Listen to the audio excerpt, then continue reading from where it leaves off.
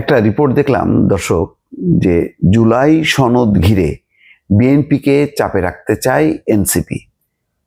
NCP কি আসলে বিএনপিকে চাপে রাখতে পারে বা রাখার মতন সেই শক্তিটা আছে? আমার সন্দেহ আছে এটা। তবে তাদের একটা অবশ্যই গুরুত্ব আছে।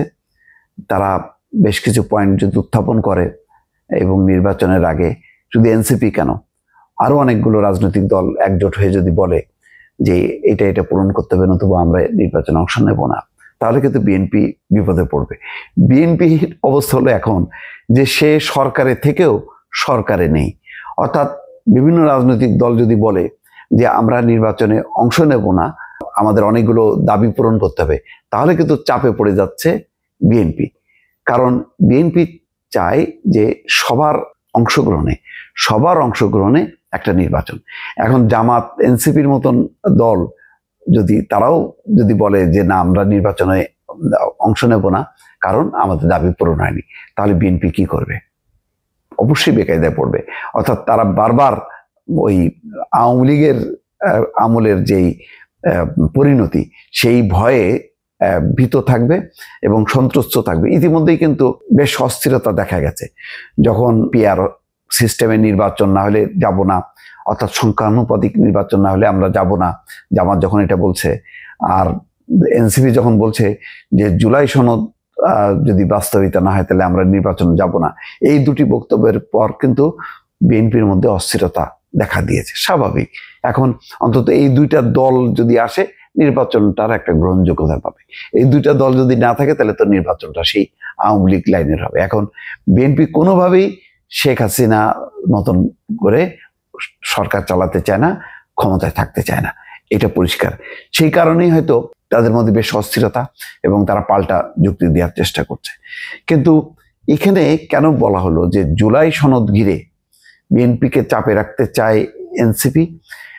বিএনপি তো চাপে আছে মূলত, আমি যেটা মনে করি, এনসিপির থেকে জামাতের কারণে। কারণ জামাত হচ্ছে প্রতিদ্বন্দ্বিতা করার মতন অবস্থায় আছে।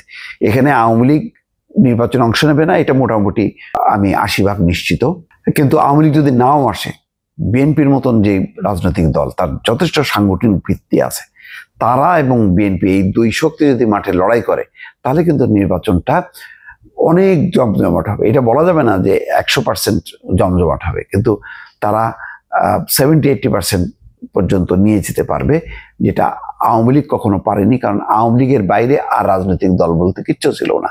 জাতীয় পার্টি ছিল একটা ক্ষুদ্র একটা জিনিস, কি বলে, রংপুরের দিকে তাদের অবস্থান আর কোথাও আছে বলে মনে হয় না। এবং আপনারা দেখছেন যে বহু জায়গায় তারা প্রার্থীও দিতে পারেনি ঠিক মতো।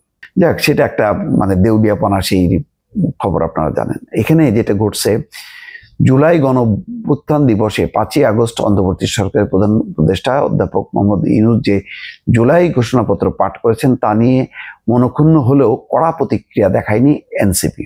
তবে জুলাই সনদ নিয়ে তারা দৃঢ় অবস্থান নিয়েছে। এই সনদের আইনি ভিত্তি ও বাস্তবায়নের পদ্ধতির ব্যাপারে এনসিপি ছাড় দিতে রাজি নয়।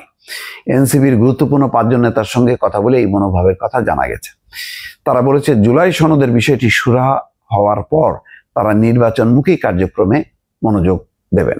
এনসিপি মনে করে জুলাই ঘোষণাপত্র, নির্বাচনের সময় নির্ধারণ সহ বিভিন্ন বিষয়ে বিএনপির চাওয়াকে প্রাধান্য দেওয়া হচ্ছে। বিএনপির চাওয়াকে প্রাধান্য দিচ্ছে সরকার, কিন্তু এনসিপি যে জুলাই সনদের বাস্তবায়ন চায়, সেটা এই ব্যাপারে মনোযোগ দিচ্ছে না। এখন জুলাই সনদের আইনি ভিত্তির বিষয়টি নিশ্চিত করার ক্ষেত্রে বিএনপি যাতে বাধা হয়ে না দাঁড়ায়, সেজন্য দলটির উপর রাজনৈতিক চাপ তৈরি করতে চায় এনসিপি। এরই অংশ হিসেবে এনসিপির কোনো নেতা জাতীয় নির্বাচনের ঘোষিত সময়সীমা নিয়ে ভিন্ন সুরে বক্তব্য দিচ্ছেন।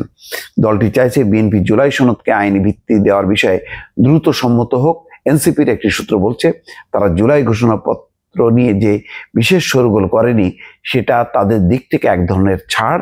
এর মধ্য দিয়ে বিএনপিকে একটা বার্তা দিয়েছে তারা, যাতে বিএনপি জুলাই সনদ প্রশ্নে অন্য দলগুলোর চাওয়াকে গুরুত্ব দেয়। এনসিপি নেতাদের ভাষ্য, অতীতে দেখা গেছে একচ্ছত্র ক্ষমতার কারণে সরকারি দল বিরোধী দলগুলোকে কার্যত নিশ্চিহ্ন করে ফেলে। যাই হোক, বোঝা যাচ্ছে যে এনসিপি এই একটা ইস্যু নিয়ে যথেষ্ট পরিমাণ ফাইট করবে এবং এটা একেবারে জামাতের মতন না হলেও বেশ খানিকটা চাপে থাকবে। মানে সাবজেক্টটা খুব গুরুত্বপূর্ণ এবং স্পর্শকাতর। দর্শক ভালো থাকবেন, আল্লাহ হাফেজ।